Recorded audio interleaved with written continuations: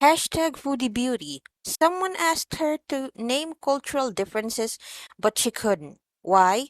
Is it because she's too far removed from real life and people and only thinks YouTube is reality? Cultural differences. I can't name any right now.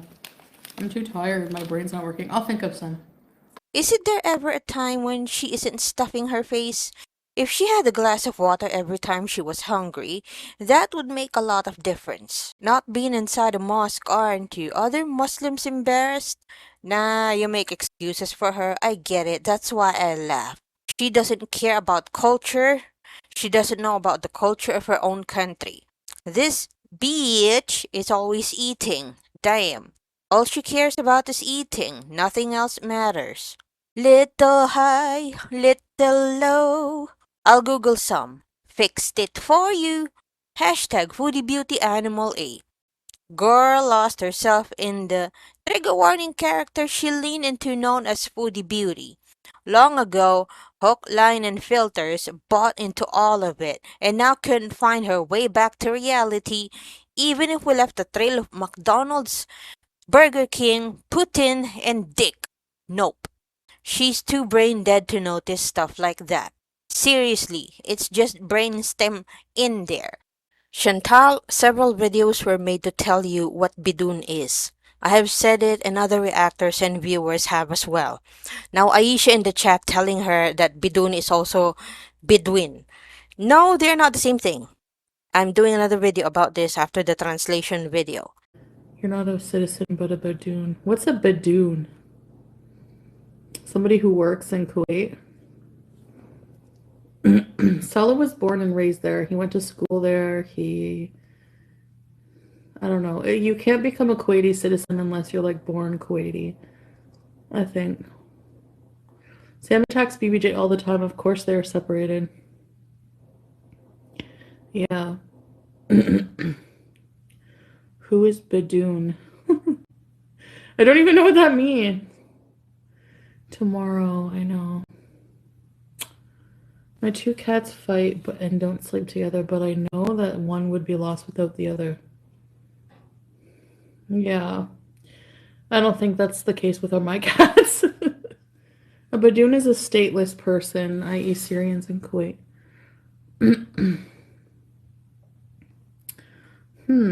Interesting. Stateless. I don't know if he's stateless, like he has a civil ID. It's Bedouin, and it's someone who doesn't have a home country. Oh. I never heard of it. Totally wrong, VI peasant. Is she denying knowing her husband's citizenship status? Is Chantal Google challenged? It takes 5 minutes to achieve a rudimentary understanding of the often difficult circumstances of a Bedouin in Kuwait. How can she know nothing about her husband, his culture, or the country she's moving to? Do they not talk? Can she not Google? Hold on, I thought Salad was Syrian and that why he couldn't travel to another country because if he's leaving Kuwait, he can't come back. Did I miss something? How did she marry a guy that knows absolutely nothing about him? You'd think that you would know where your husband was born and which country's citizenship he has. Also, wants to live in a country she obviously knows nothing about. I can't with her. For Chantal, stupid, fat, and lazy is a way of life. She is ignorant to the core and far too lazy to bother finding out anything about anything. I don't know why, but it's one of the things that infuriates me most about her. She preaches to and patronizes her audience and yet can't be bothered to learn the most basic of facts, while she has meth cough. They fight for food because you don't feed them right. One is a nomadic desert wanderer, the other is a stateless person. She's the dumbest of fucks. She's playing dumb. She is dumb and also uninterested in anything other than herself and food. But she's hamming up the dumb because they're being dodgy about both of their legal statuses. She's told conflicting stories from the start and doesn't want people to know the truth.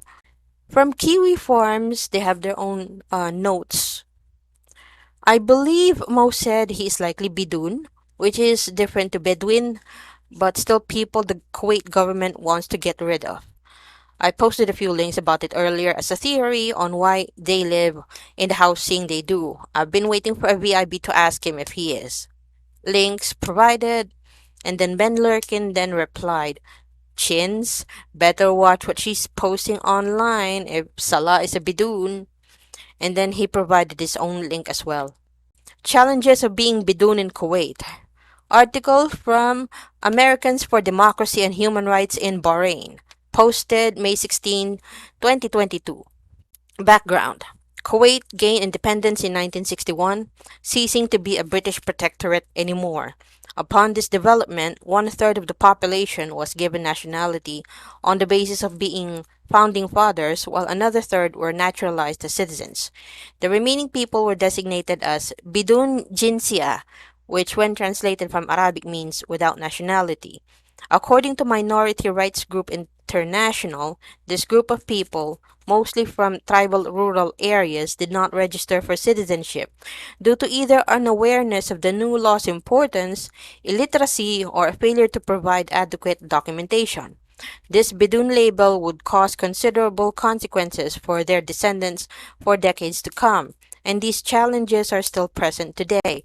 At first, the Bidun population was not treated vastly differently from citizens. They had access to education, medical services, and employment. The only major freedom they were deprived of was the right to vote. This all changed in 1986 when the government declared them illegal residents and their rights were slowly taken away from them. The Kuwaiti government insisted that they were nationals of another state despite an appeals court ruling the opposite in 1988.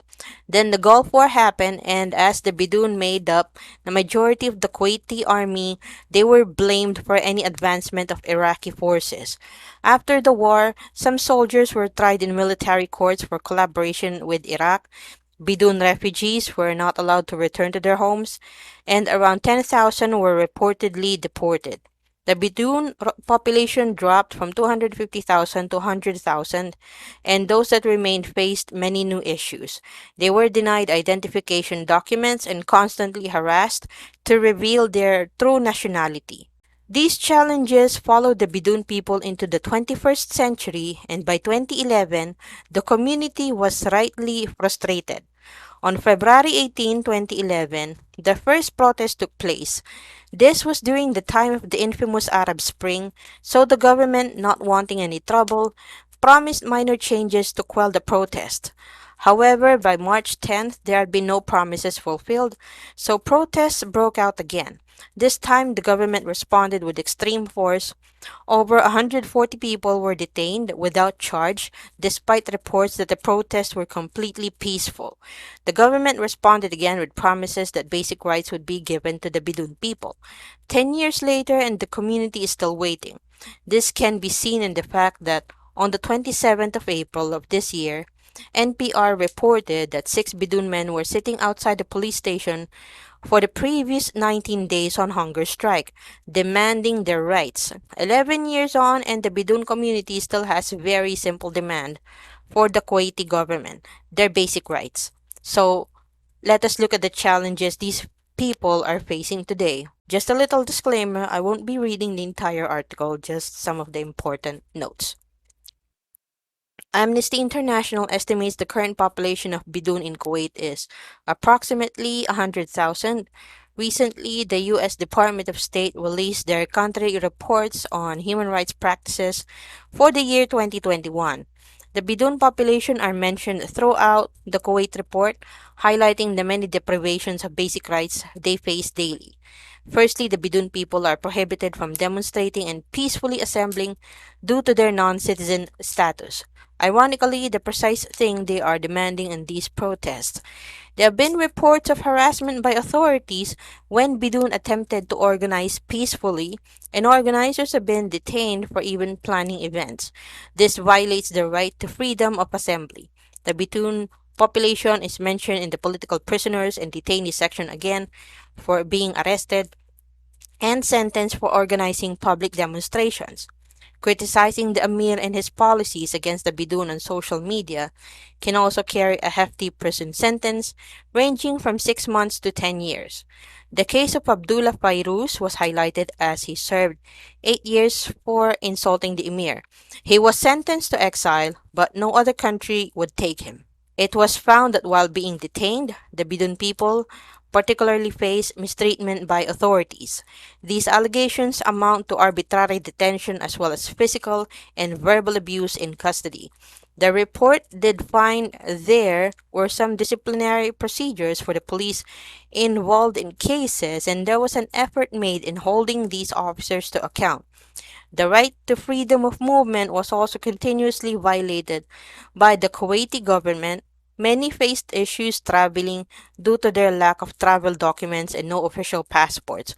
One high-profile case was documented in which a BEDOON child desperately needed medical attention abroad and was denied. Only after negative media attention did the family get the document they needed. These documents are Article 17 passports that allow travel but do not grant nationality. I'm trying to get away from the music. I see mangoes.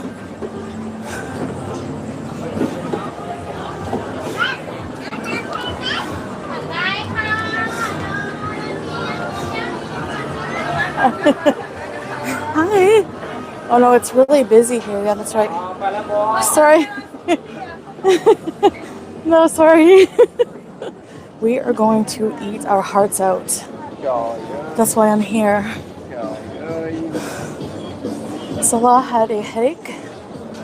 He might even be sleeping now. Okay, let me show you guys the food. Okay, the music. Hold on.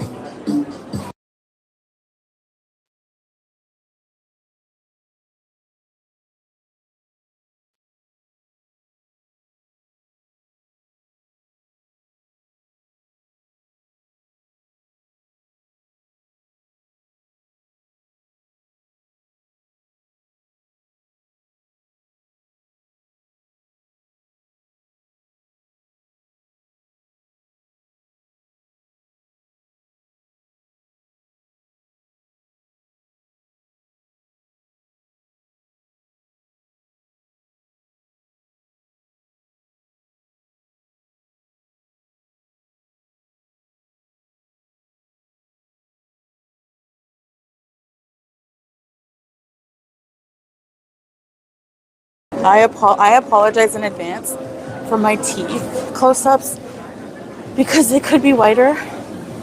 Because I'm gonna try to find a non-copyright. They've just been stained. I ordered some things, but oh, check this out! Hi, Kate McMahon. Sorry, whoever I missed. Melissa. Oh, hold on. Nice statues. I want to have a snack.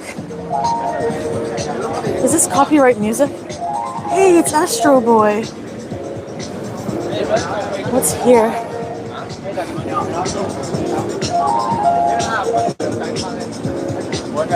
Whoa, cool. This is not the same without Salah. Okay, this is like nondescript music. So we'll come here and we'll eat this first. Sorry for the seasickness. Oh my god, look at this step. Oh.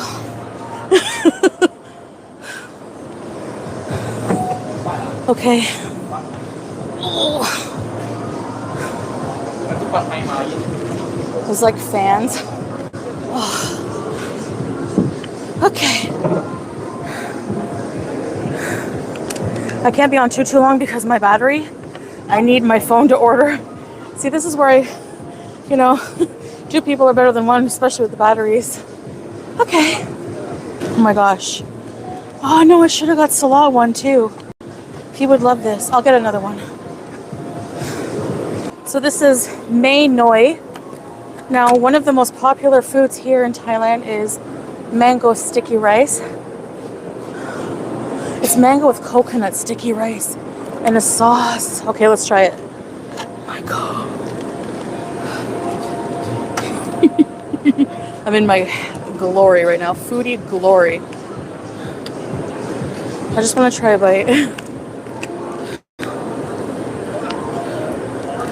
I don't know how the internet is here. Is it good?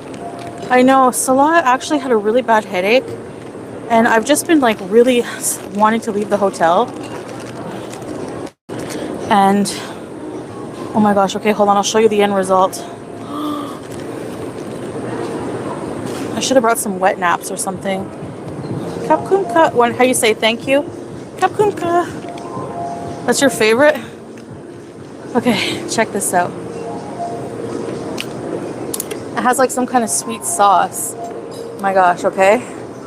Coconut sticky rice and mango. If Salah's not in the chat, he said he fell asleep. We go at our own pace, the two of us. We go at different paces sometimes, you know? So, this was 100 baht. I thought it was 1 baht. I was like, no way, that can't be right.